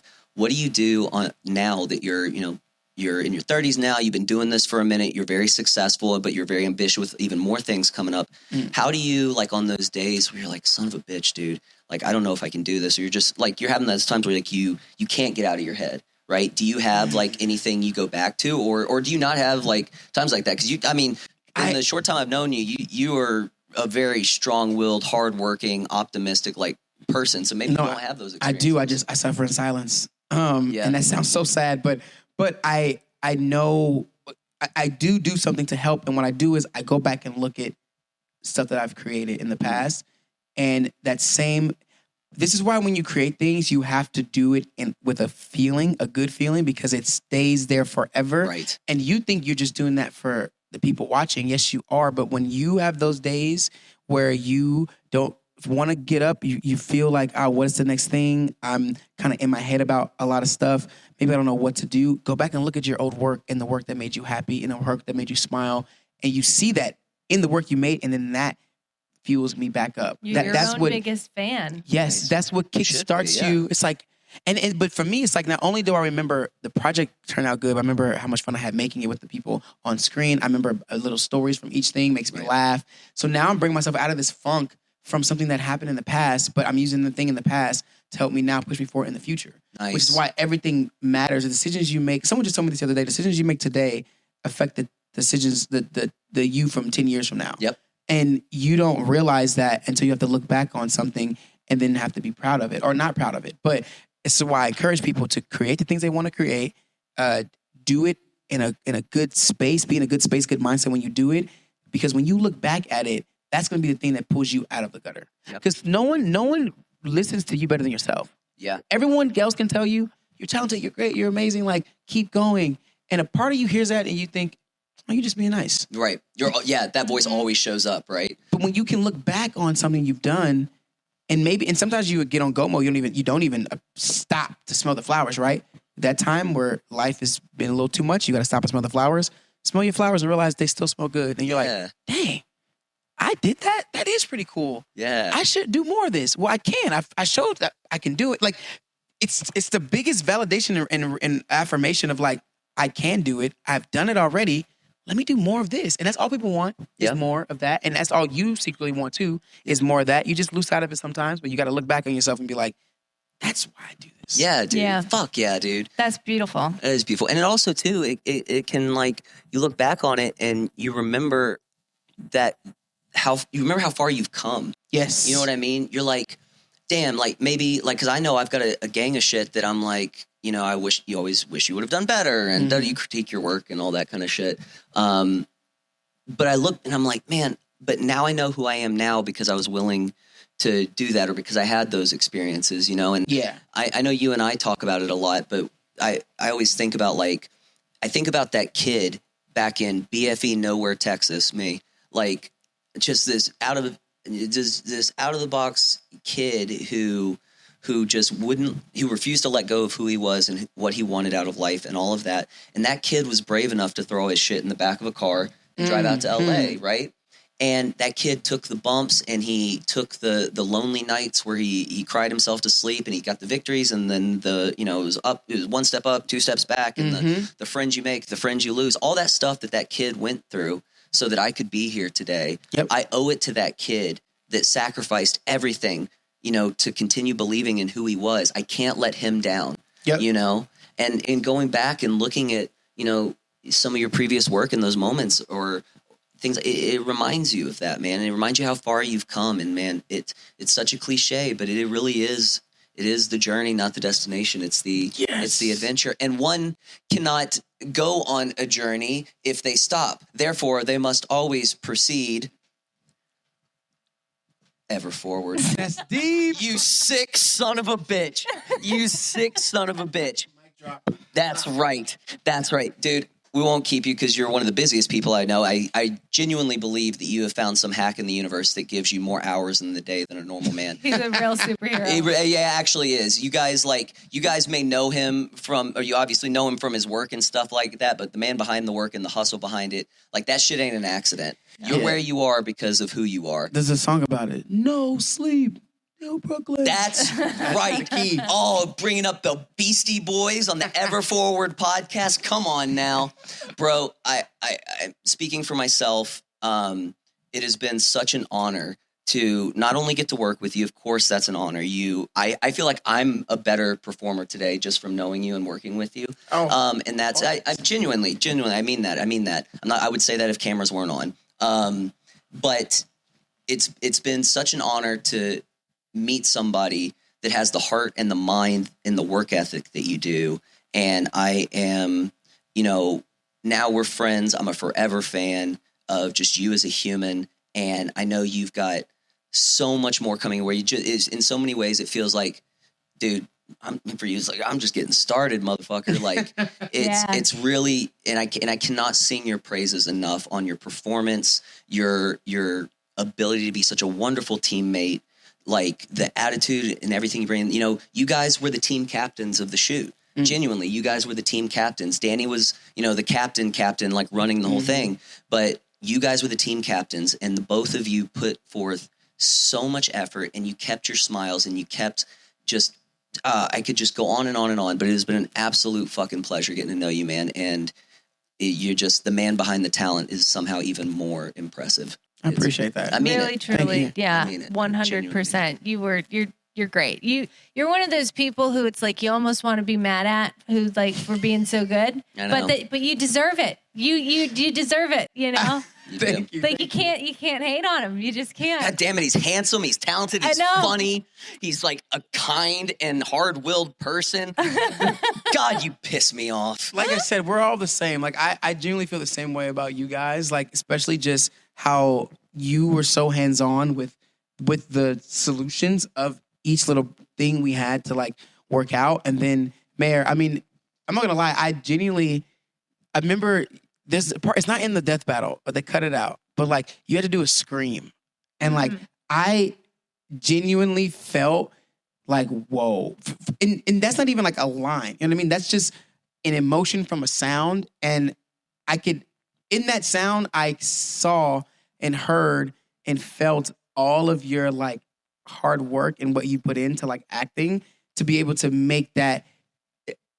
Anyone can just scream in pain, you know what I mean? But I was like, oh my God, I feel bad for stabbing her. Like, you're making me feel like a bad person, which is good. Like, that's amazing acting. And yeah, you crushed it.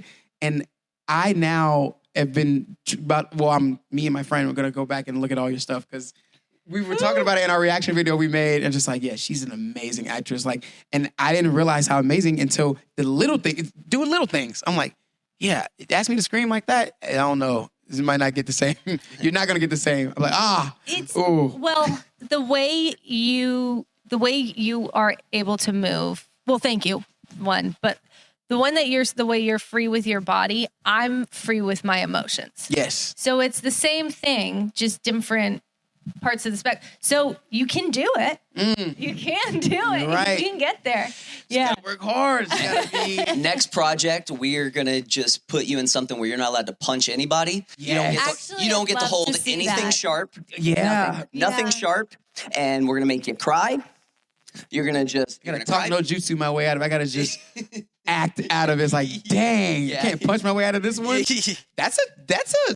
That's a story right there. That's a hero's journey. Come on I'm now. down. Come on now. And then vice versa. Mair, you can't can't talk. They've stolen your voice. That's the part of the thing. And Let's you have go. to only through your body can you relate how you feel and fight your way through.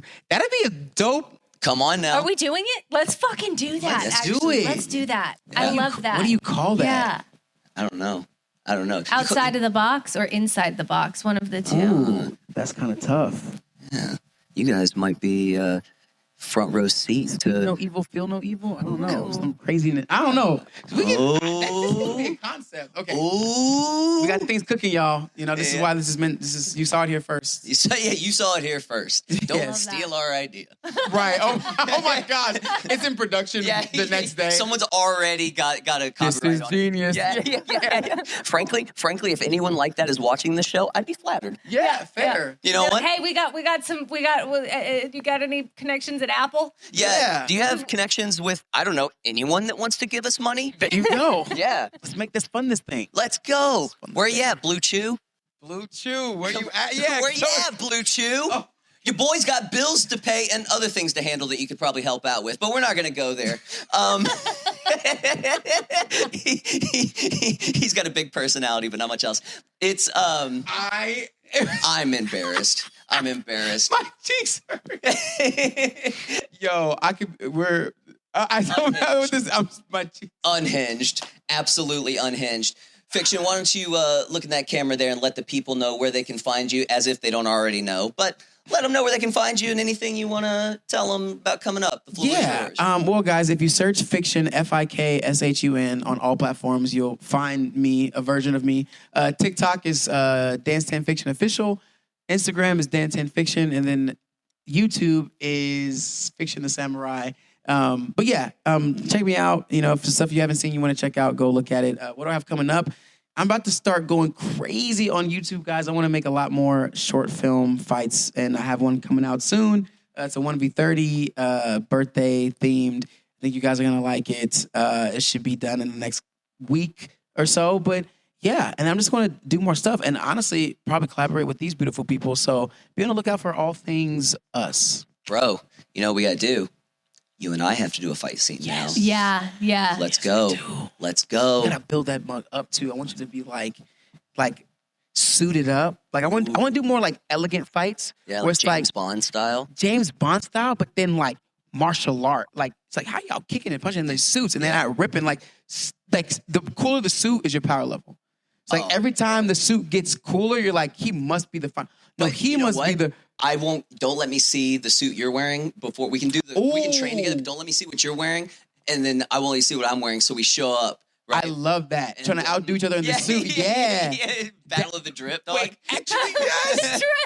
I'm not not kidding. I'm fucking gonna, drip battle? Are we doing fucking drip battle, my guy? I'm making it. Yeah. I'm making that. It's gonna call it Suits. Yeah, Suits. Oh, there you go. I'm dead. I'm doing it. Let's go. I think I'm joking. Let's go. Dude, they have the stretchy slacks. Like I know that. That's what I'm saying. And I know a place that Can we makes get like sponsorship? custom suit jackets. They're all like flashy and like, bro, yes, I'm so down. Let's do it. Fuck yeah. Oh my Sparked. God. Fuck That's yeah. brilliant. Coming soon. Done. All right. Anything else you want to let the people know? No, you guys make sure you like, share, subscribe to the podcast. If you found this an interesting podcast and it was informative for you, can you please share it with somebody else who you think might enjoy it? Because that would really help us out. That'd be dope. That'd be dope. Because then we can keep doing more. And then I can quit falling down for money. Yep. All right, guys. It has been so much fun. Fik-Shun, you're the man. We're going to do so much more together. And it was a fucking honor. You both. I am just so privileged to be able to work with and know you guys. Really worked up an appetite on this one. Oh, you hungry? Yeah. I'm trying to get a little...